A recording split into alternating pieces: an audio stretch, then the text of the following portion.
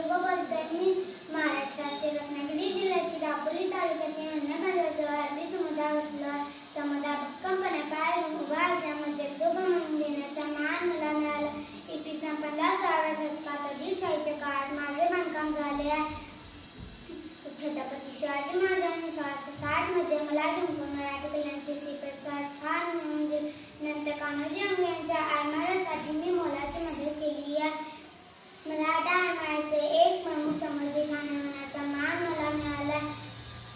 माझे स्थान समुद्राच्या मधोमध असून चारी बाजूने पाणी आहे. माझ्या भोवती भक्कम दगडी तटबंदी असून उंच बुरुज मजबूत बांधकाम आहे.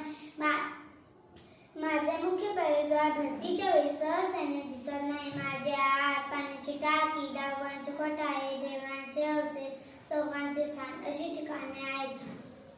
समुद्रमार्गे येणाऱ्या शत्रूंवर नजर ठेवण्यासाठी मी नेहमी सज्ज. समुद्रमार्गे येणाऱ्या इंग्रज, पोर्तुगीज आणि इतर सत्तांशी लढताना शिवरायांनी माझी खूप मदत केली. आजही माझी तटबंदी भक्कम व मजबूत आहे. माझ्यापर्यंत येण्यासाठी नावेची मदत घ्यावी लागते.